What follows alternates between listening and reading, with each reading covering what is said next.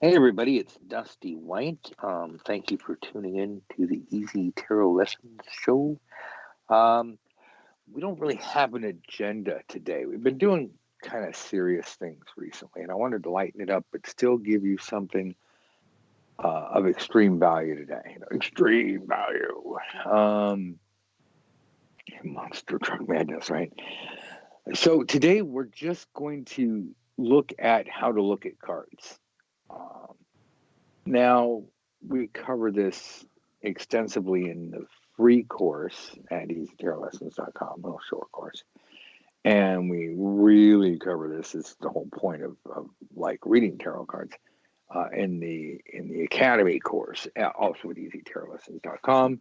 $1 for the first month. If you stay after that, it's going to be like $10 a week. So just so you know. Now, meantime, though, I just want to spend some time here on this, free lesson and just say, let's look at how we look at cards. And we'll just do this by example. So instead of being a full on lesson, well, here you need to do this and that, we're just going to do it. And I'd like you to follow along. And no matter what your current skill level, I believe that you'll pick up some value. Now, I think you'll pick up a lot of value if you're relatively new or you just haven't been able to get the tarot to make 100% sense for you. If you've been doing this forever and everything, I still think if you're a super pro, you'll still improve your skill from this lesson. But I don't think it'll be like maybe a 1 or 2, maybe 5% improvement, not like 100%. Ooh, I don't So know. I don't know. Let's find out. Well, I want to give people. So Sharon, you're first up. Oh, hey, Mandy and Sharon here. Mandy, I'm sorry, Sharon, you're first up. Give me a card, and I'll show you what I mean, and we'll just start playing around with this. All right. The first card on my deck when I put it out is the Four Cups. Okay, Mandy, Yes. without looking at your deck, Oh God. Yes. Four Thank. of Cups. Can Yes. you? And we're just dealing with the typical Rider Yeah. deck. Yeah. So it'd be the Universal Weight, the Rider Waite, Charmin Caselli, decks that stay close to the original artwork. What are we looking at? What's in the picture? Well, there's a boy sitting under a tree, and Mm, there's three cups in front of him, and a cup being handed to him from the air, like a hand in a cloud. And he appears to be um it depends. Sometimes I would read it as being just he's not noticed it, he's in his own world, or sometimes I just think no, he's not interested, he's just refusing to acknowledge it. I'll go with different things, but and that's and that right there is exactly the point of this. So anybody listening, do this at home. Hey, kids, try this at home. Um, pull a card out of your mind, or me. have no. I'm talking to people at home. Oh, sorry. Yeah. Pull a card out of your mind, or have a friend. If you have study buddies in your course, obviously we have study buddies. Have them pull a card and they'll look at it. And it's not like, okay, describe the card, but picture the card in your mind. And as you picture it, it's okay to talk out loud. Um, I personally recommend it. You may not want to if you feel it's weird, but there is something to voicing our thoughts. That's a nice way of saying talking to yourself. But when we voice our thoughts as if we're speaking to someone else or just out to the ether, in case anybody's listening, like the NSA or the KGB, well, I was going to KGB, GRU, whoever they are. Conspiracy theories about. But we just talk as if somebody's listening, or if we're kind of observing this and kind of talking to someone else. What you see that Mandy did is she pointed out the things that struck her. Okay, there's a tree. Okay, trees implied stability, shade, but also fertile ground, the ground was, it wasn't barren ground. Is a boy, okay, youth, but also male, okay, so you could take that or leave that as needed, depending on the situation. And then she brought up the point after the cups about sometimes it seems like he's not paying attention, and sometimes it looks like he doesn't care. I'm paraphrasing her. And that's exactly what I want you to do, is be conscious of how a card affects you. Be conscious of how we look at cards. Now, this isn't the whole of the exercise, but this is our first step. So we look at the card. I'm like, okay. Now, you could, if you're at a point where you can't picture the cards yet because you're that new, that's okay. Just pull out a card. And you can actually stare at the physical card. But everybody else who has, relative decent grasp of what the images are, you could sneak a peek at the card and then, turn it back down and hold that image in your mind. But if you're new, you could just glance at the card and just stare. Well, not stare. You can just observe the card. Observe, that's a nice way of saying stare without saying stare, because that carries kind of a obsessive weight to it. So we're observing the card, we're kind of looking at it either in our head or physically. And we're not formally asking questions. We're just in a very relaxed conversational way asking our mind how we see this. What strikes us? What is important to us?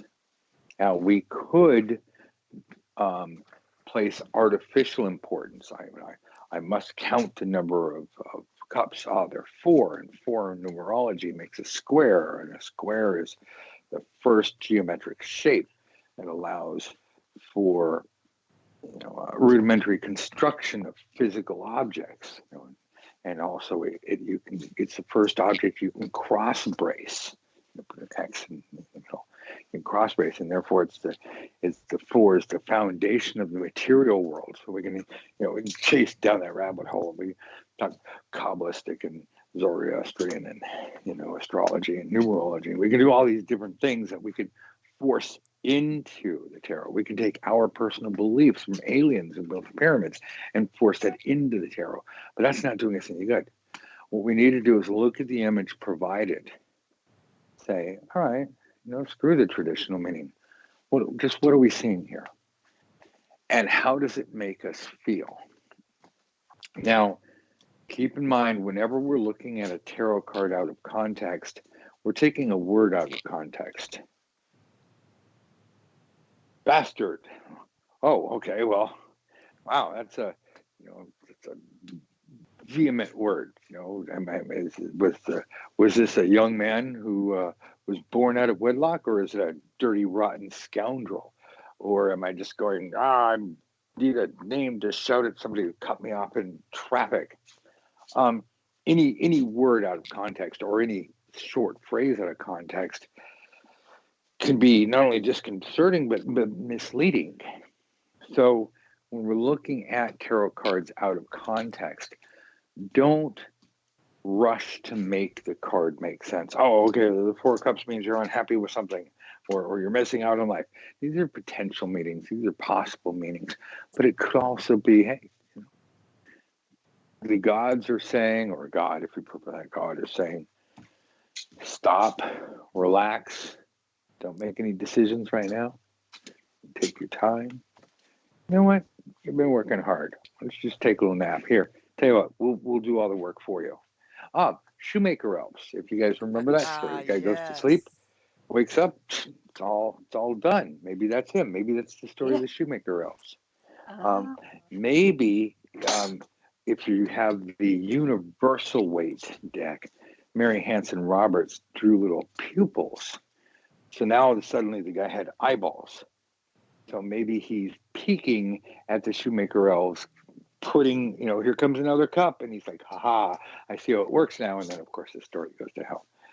So, and then, of course, if you aren't using the Mary Hanson Roberts deck, there's not the pupils. So it's up to you to decide for yourself.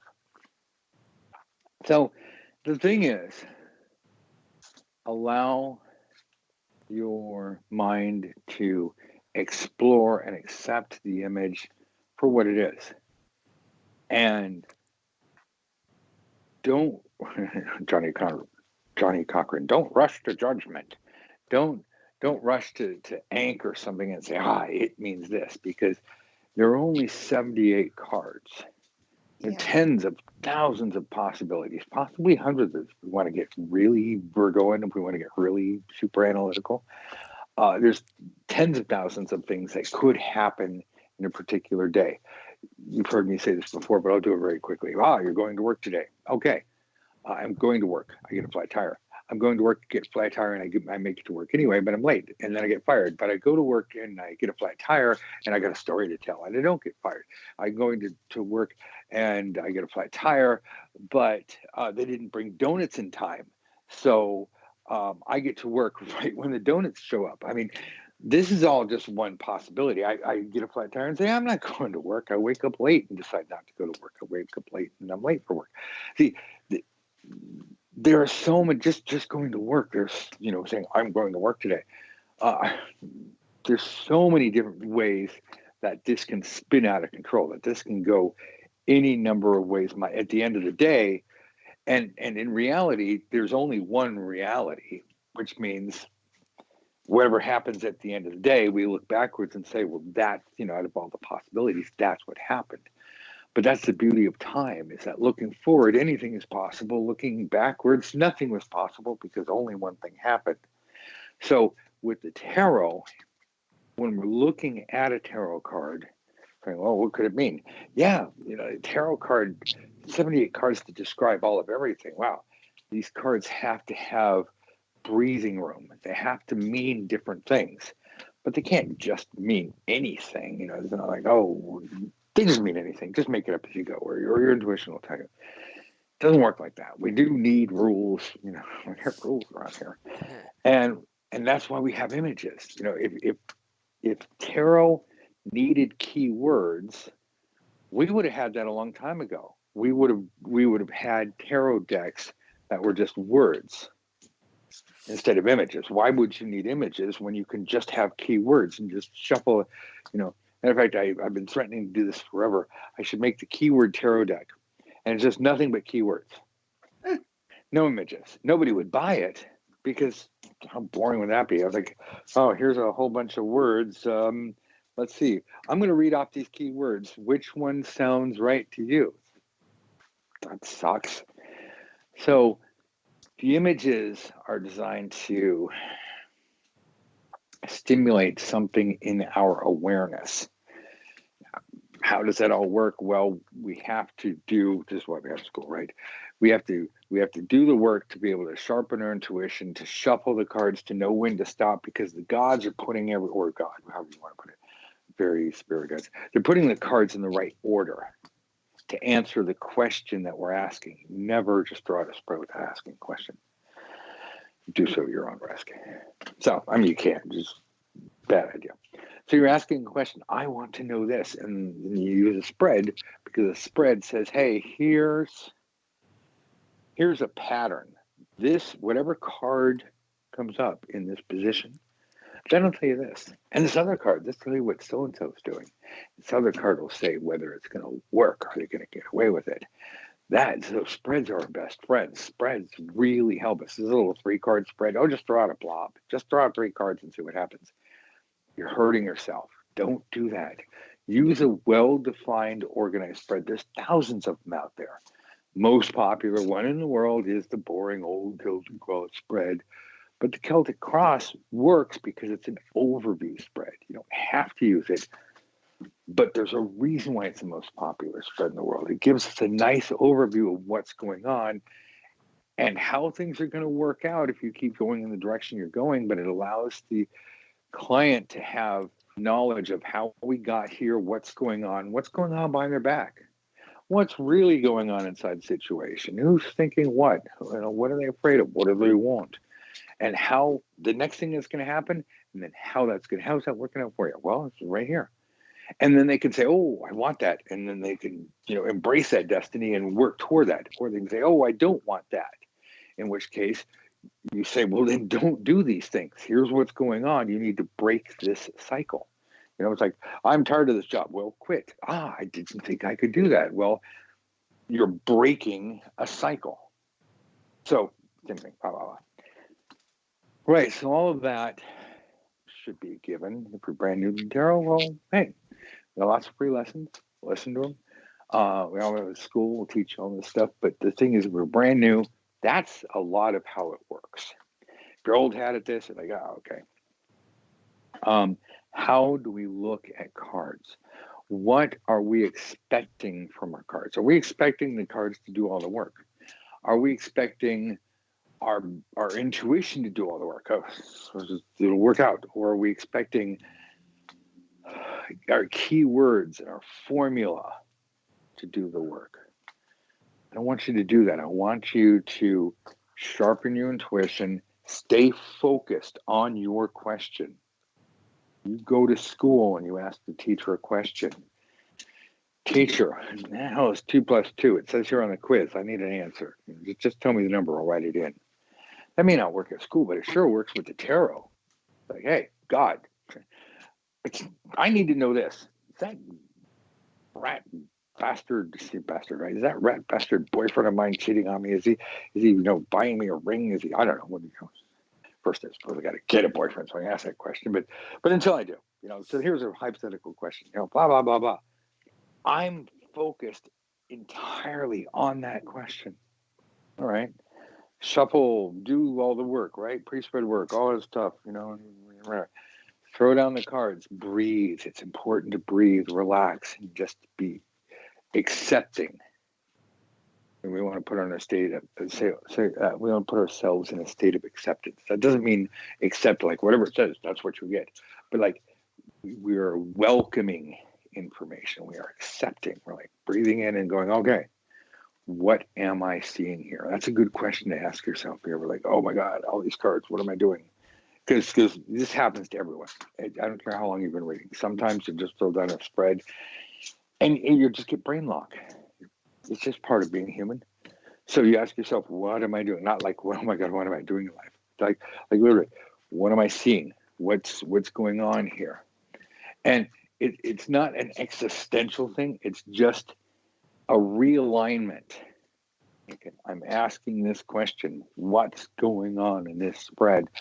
And just with that subtle shift of awareness, you'll start to pick up clues, and next thing you know, your mouth will be going blah blah blah blah blah blah, and words just be flying out of your mouth. But oh, this is pretty good. That's your intuition. That's an intuitive gateway where you're channeling in information and you're vomiting it out, hopefully without bias. That's another skill you just have to work on. We have a school, or you don't go to school. Practice. It all comes down to, how do we look at cards? What do we see here? So with this four of cups, out of context, we can come up with possible things it could mean. That's fine. That's part of the thing. As part of the exercise, part of the games we do.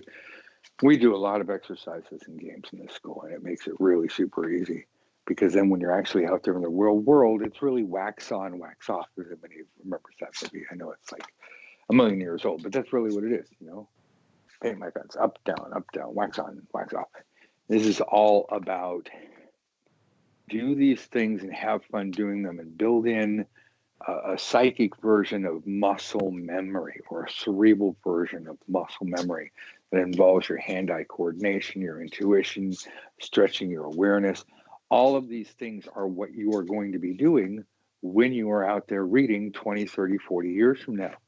So let's just get you doing them now. Start building them in. You'll be surprised how easy it is and how fast everything comes together. And a lot of this comes down to, how do we look at the cards we're looking at right now? So out of context, we can say, well, it seems like it could be pointing to this or that. That's a very good way to start. It's like I go rowing. I'm like several times a week. I'm in a rowing club, so we're out in a big long boat. It's very skinny, easy to fall over. before we get to go out on the water and race at like 30 miles an hour. Okay, I don't think anybody goes 30 miles an hour. That's like crazy fast, although it'd be awesome. But before we start racing, we got to get on the stupid rowing machine. We got to stretch out. We got to do all these things. We got to carry the boat down. In other words, we got to do a little bit of prep work. Well, that's what we're doing here. So we're just doing prep work, and it is valuable. It may not seem like, oh my God, this is not what I signed up for. I wanted to go read the future. Well, you always want to stretch and warm up, whether it's physically or mentally. Preparing for a test, maybe a little coffee if you're into that thing. A little caffeine to wake the brain up. Same thing with the tarot. Ideally, you want to be alert. You want to take a little ginkgo biloba or some other mental clearing thing. That's cool if you're into that. If you're not, that's fine. But get yourself limbered up. Now, after we've done, hey, here's what's possible, and again, we do these exercises on a regular basis. It's not just, phase you go through, okay, I've learned it, and I'm done. Now I want you to just put a card in a scenario, and this is actually one of the, usually called cards and scenarios. It's one of the advanced exercises in the Black Book, but anybody can do it. You have a general awareness of what the image makes you think of, makes you feel. You're looking at this image. So let's put it in a scenario.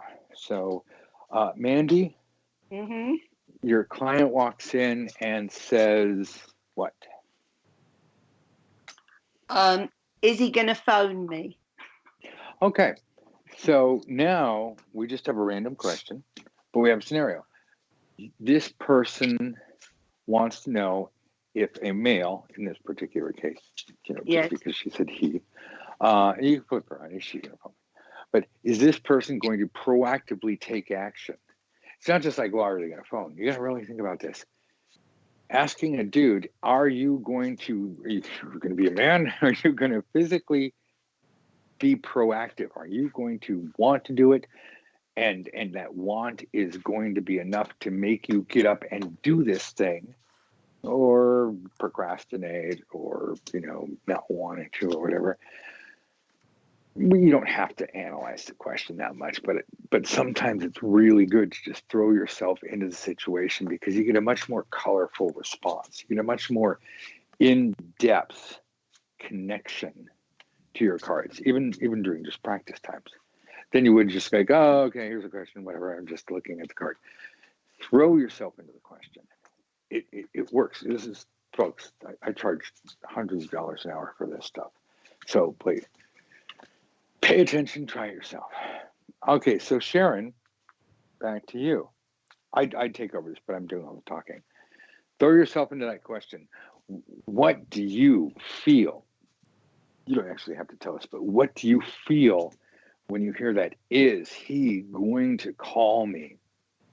I mean, let's put all of that responsibility on him. What's it going to take for him to go, yeah? And what's involved in that action? And then, wah, wah. Oh, sorry. 4 of Cups. Gee whiz, what do you think? What do you think the answer is going to be? You'd be sitting around waiting for that phone to ring. Go do something else. It's Yeah. like, he's sitting there looking all depressed, like, why isn't the phone ring? Even looks like an old-timey telephone coming out of the wall. As a matter of fact, let's take this a step further. You automatically took that to be the client.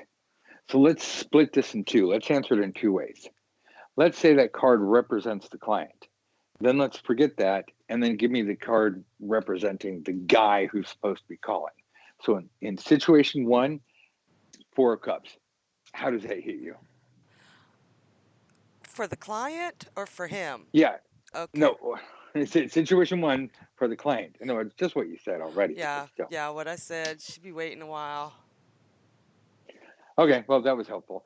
Okay, now, same thing, throwing yourself into the client, into the guy. This is the guy. Yeah, so we've asked, what the hell is going on in his head? Like, he's supposed to call, right? So He's what's... he's got other potentials that he's thinking about way more than he's thinking about her, even though she might be perfect for him. Cloud in the sky giving him something. He's got his eye on another prize. Wow. Mm. Wow, that was pretty brutal.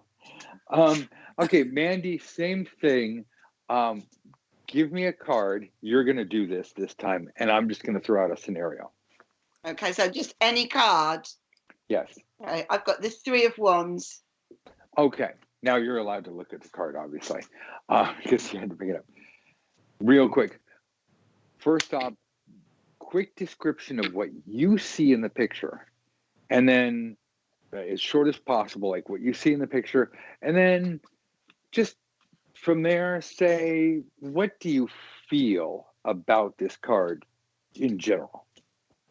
Okay, so what I see is a person with their back to me, or their back to us, looking out on a fairly kind of open, I don't know, they're kind of looking out onto something. There's probably a few boats there. They're holding on to a wand, and they've got two other wands behind them that are kind of in the ground. But I feel that they're kind of looking out on almost like a blank page. It's kind of like, what will the future bring? That I'm going to sort of be stepping into it and starting to sort of fill it up with something. Wow, so that's kind of an existential thing. They're just kind of looking out. I like that, a blank page or a blank slate, Yeah. just looking like, there's that. And yeah, they so that might make us think that they're contemplating, they're indecisive, or maybe they're just stepping back. It's like, hey, you know what? Hmm. I'm just going to step back and take a look at everything before I rush into action. I mean, any one of these things, but it allows us to get a feel of the potential of this card. And again, here's another key lesson, kids, that I charge hundreds of dollars for. We're looking at the potential of a card, or the potentials. We don't say it means this until, they don't say Haynes until I say they say Haynes. That's an old advertisement. Inspector number 9.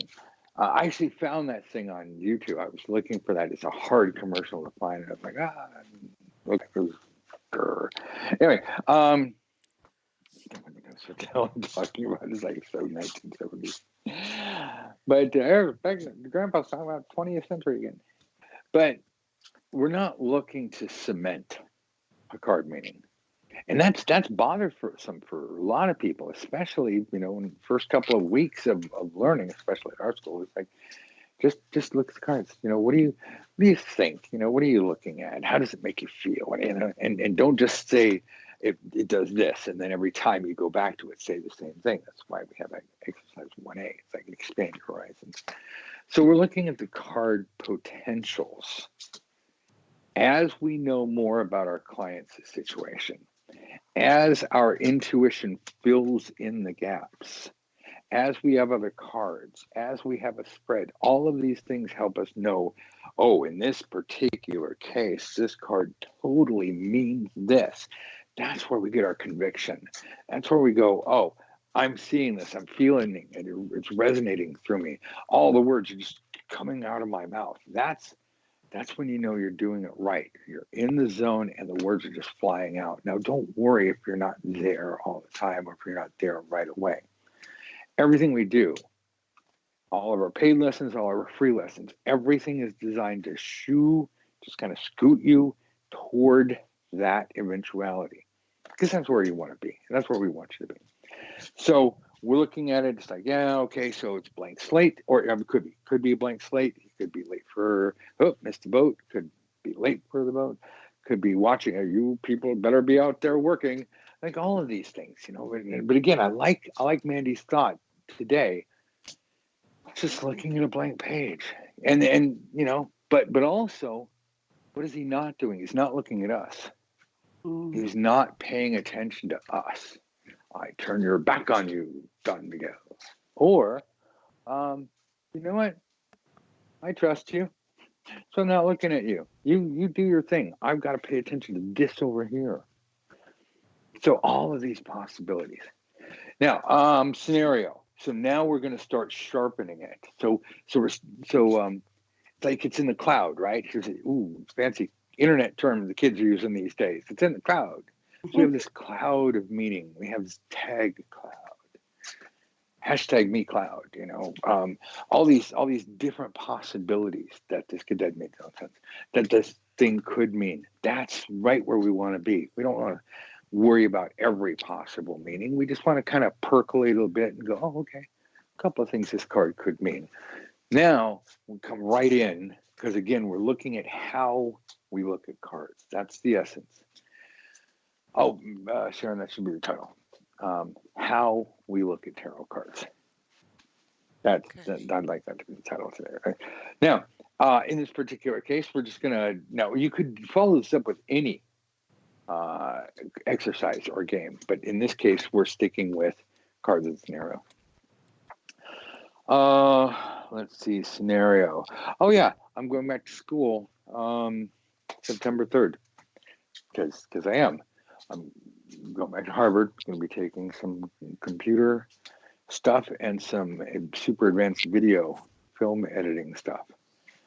So, Mandy, I'm a client. This situation you're reading about, I'm going to flesh out a little bit. Happens to be about me going back to university. You're shuffling, bling, this card just flies out and lands up, face up. You're like, well, that's interesting. Now, we're still a little out of context, but that's okay. Yeah. So here is a guy, maybe me, maybe not. Here is what he's doing. And it all relates back to, I'm about to go back to school. Been doing this for 2 years now. Yeah.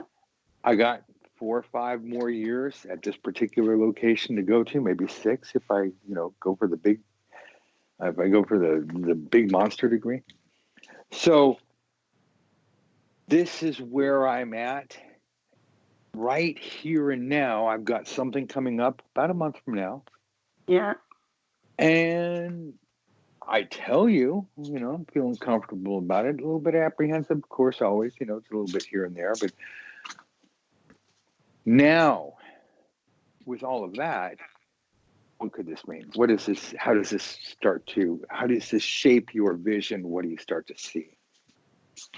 Well, I kind of feel that you have already put your energy into certain subjects that you've studied in the previous years, and I think you've already kind of got that, you've achieved that, and I kind of feel that you're ready to pick up on something new.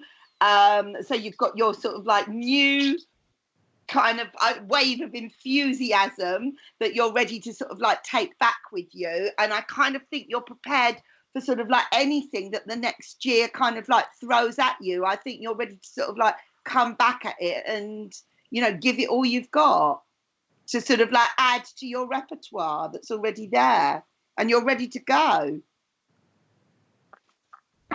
So you're getting a good feeling. I'm putting your words in your mouth because I'm asking you.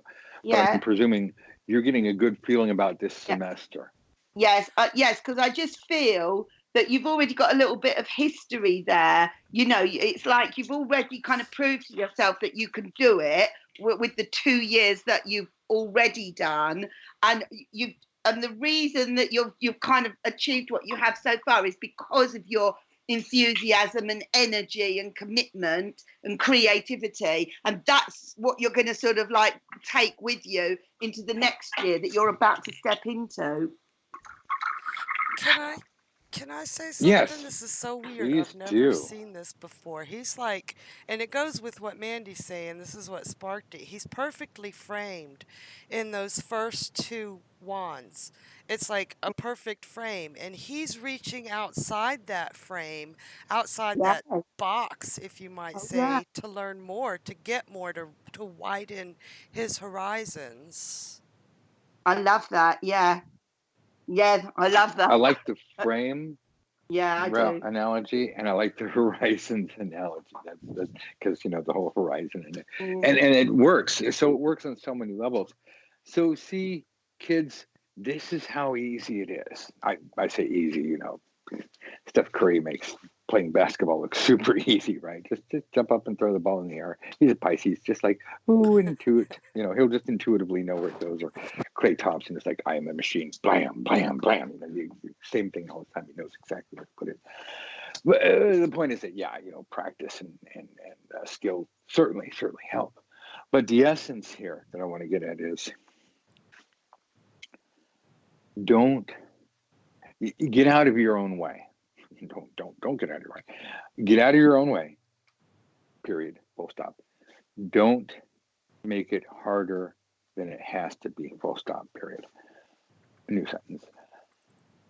Have fun. Relax. Enjoy this. It's not a matter of, oh, I just trust my intuition. Whatever comes to mind. That's nice, but that's not the way it works. You know, and unfortunately, we need structure, guidance, rules. You know, but we know the rules. You know, it's why we have spreads. It's why we, you know, it's why we shuffle. That's why we understand the basic traditional meanings of the cards to kind of guide us and go, oh, I see how this relates, how this traditional meaning relates to this card. Seven of Swords. It kind of looks like he's stealing something. Well, or sneaking off. Well, that's some of the traditional meanings. It's like, oh, this guy's sneaking off.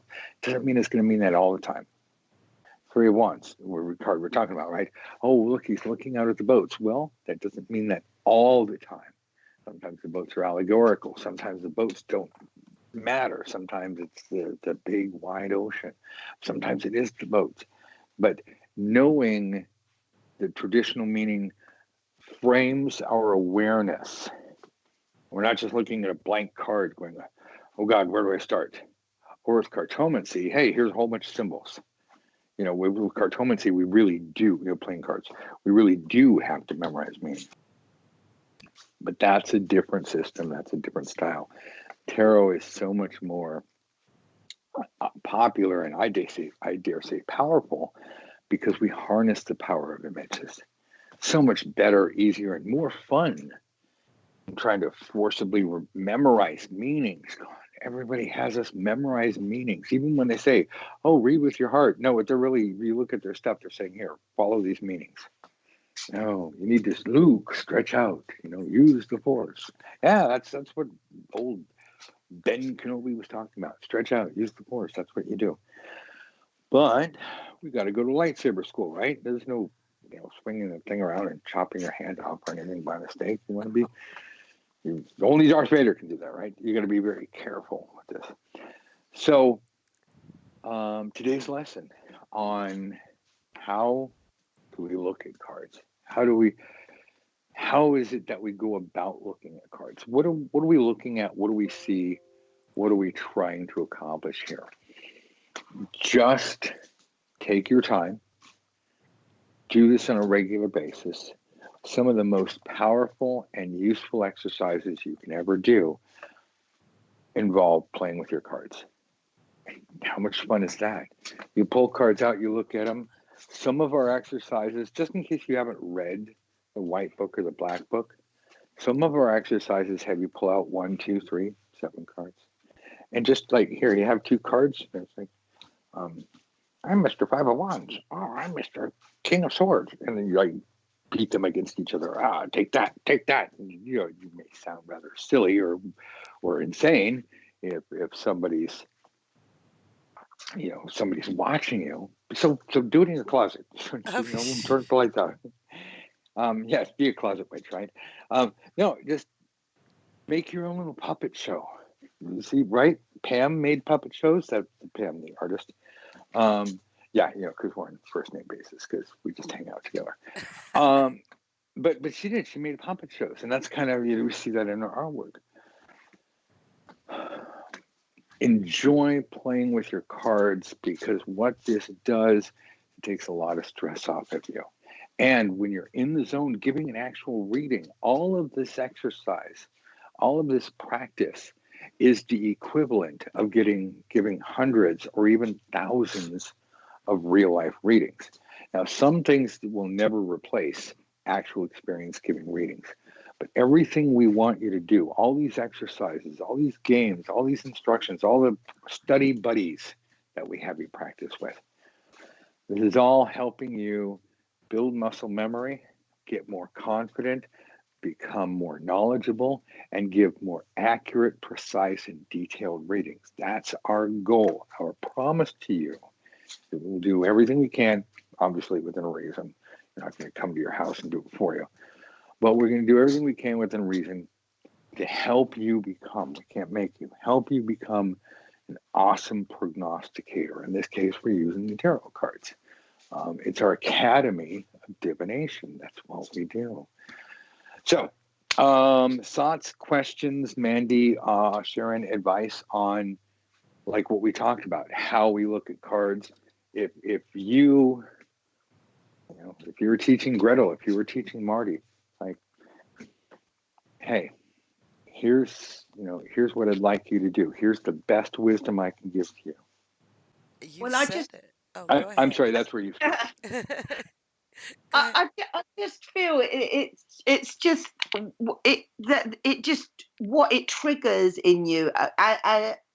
The card, if you focused on the question properly and you've trusted the whole process that the universe is going to send you the right cards, that card should trigger something in you to give you the words of wisdom, to give you the right answer, to give you what you need to hear. It's trusting it. And you can only trust it if you do it properly and exercise it, like practice. And never stop practicing. I mean, Yeah, as many years as I've been reading, today I saw that Three of Wands in a whole new light. I've never seen him like that. So it doesn't matter how long you've been doing it, there's always yeah, something to learn and always something new to see. definitely. Yeah, that's what's I so. like what you said. I want to offend all of my polytheistic students and people who are listening here. I'm going to go hardcore Christian monotheism. I want you to look at your cards as a prayer book. You are addressing God. You're saying, hey, old man in the sky, I need help. I've got questions. Now, we can all talk to God. You don't need a priest. Sorry, I know I just pissed off all the religions in the world. You don't need a priest to talk to God. You don't need a church to talk to God. I mean, maybe if you want to go, that's a great place. This is like his house. It's a place. But if you need something, don't run around looking for answers. Immediately go to God or to gods, your fairies, angels, spirit guides. I mean, you know what I'm talking about. Point is, I'm just using nice, simple terminology because I want this to be clear. Your tarot cards are not a substitute. Your tarot cards are a communication device. There's something called bibliomancy. Been around forever. People say, I need an answer. And our brains are so ego satiated. That's not a bad thing. We are human. We live in a human world with other humans. We believe what we know, quote, know, right? We believe what we know, that's reality. Science, we laugh at science from 100 years ago, but science 100 years ago laughed at science 200 years before that. Silly people, they didn't even know about germs. you know. So we are so arrogant as a species. Our God is the only one, or our gods are the only ones, or Amway is the way to be. No, Herbalife is the way to be. No, the American way is. Oh, the Soviet way to be. I mean, everybody has their own opinion, and that's just the way it is. So this reaching out to the divine, we have to break through the shell or the thick layers of calcification, like a crab shell, right? That surround our skull. Now we have those layers up for protection because otherwise we couldn't operate, because all these thoughts and influences would come in and get us to do things that other people want us to do. We need to have emotional and psychic, that could be meant like psychological term, psychic boundaries, or if you want to say metaphysical, you say psychic boundaries. Either way, they both apply. Now, when we need help from the divine, we pray. I want you to think of the tarot cards as a prayer facilitator. You talk directly to the divine. Multiple, polytheism, monotheism, angels, fairies, spirit guides. You're reaching out, young, the collective unconscious, but you're reaching out for assistance. All the cards are there to help shape and clarify, narrow the focus of your mind to the matter at hand. They're a focal point, which is helpful, but they're also like, send me a sign. Well, here's a sign, and this all we're doing is we're facilitating these things. So when you're looking at your cards, look at them as helping you. It's kind of playing off of what Mandy said there. If you do this, if you take this awareness, just try it out. Again, don't take what I say as gospel, God forbid. Try it out. See if it works for you. I am certain that you'll be pleasantly surprised. I'm certain that you will find it easier to understand what God is trying to tell you if you use your tarot cards, and don't forget to say thank you to the old guy, or if you prefer her or them or whatever. So there's my rant on that. Thank you for letting me do that. What do you guys think? That's exactly it. That is it. That is basic. That sums up really that's how I think it works. So it all comes down to how we look at cards. Our cards are nothing more than little happy helpers. There's no intelligence in the cards. They're not sentient beings. They're little tools, like a hammer. Hammer, chisel, saw. These things help us build houses and make statues and paintbrushes, and we could finger paint. I've been to places in Mexico where awesome artists, I just happen to go down there and see street artists, and they paint with their fingernails and do on little plates and amazing things. Other people use paintbrushes. Okay. Yeah, I mean, these artists probably use paintbrushes, but they're just painting with their fingernails because whatever, maybe like, ooh, look what I can do. And I'm like, oh my God, I'm a tourist. I gotta buy that. There's different ways that artists create. There's different ways that mechanics and surgeons, they may know what's going on, or they may use a diagnostic tool. A stethoscope helps them hear. Thermometer. Can you trust a thermometer? All it is a gauge, but it allows them to get information, and then once they know your temperature, they know. That's where their medical training comes in. Oh, you're under. Oh, you're over. Oh, your blood pressure. Like all these little gauges help them, but the knowledge is in them. That's the same thing with tarot cards. Tarot cards are just tools to help us.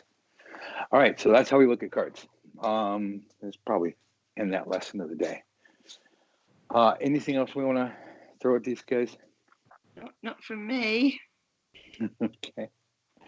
You mentioned. Well, thanks everybody. Mm-hmm. No, go ahead. Mentioned the black book and the white book.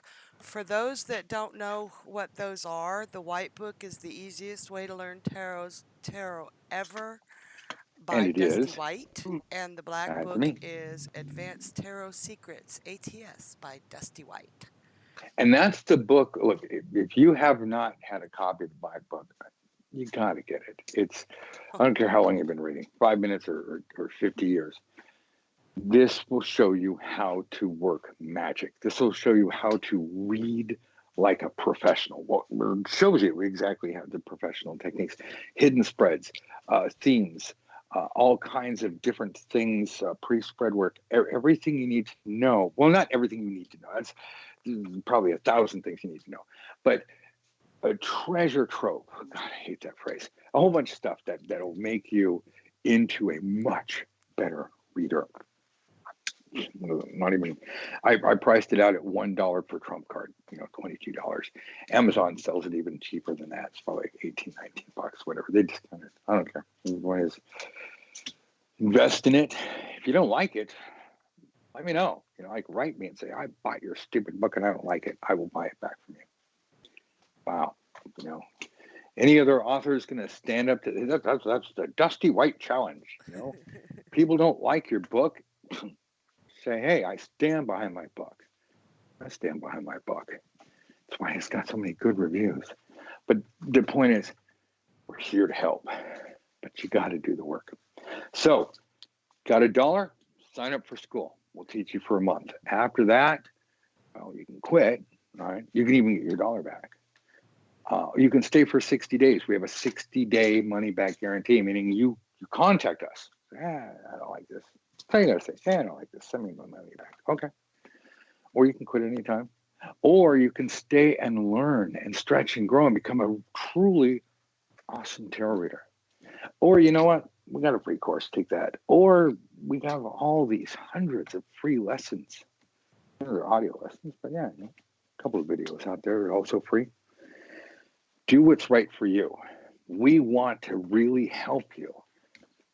But make the commitment that's comfortable for you and stop just taking whatever life hands you. We're here to help. If you don't like that, go with somebody else. They're here to help. But get help. Seek help. All right, I'm out of here. Thank you so much, Mandy. Thank you, Sharon. Thank you, anybody who's listened this long. EasyTarotLessons.com is the place. YouTube, iTunes. Not even call them iTunes anymore. Whatever they call them, Apple Podcasts. Easy Tarot Lessons. That's the name of the show. You can subscribe and get them free. See you guys next week. Oh, Mandy, Yes. Is this our last show for a while with you? No, one more next week, and then that's it. I'm afraid. Until one more, and then we do something different for a couple of months. Yeah. Okay. Bye for now, Okay. everybody. Thanks. Bye. Bye.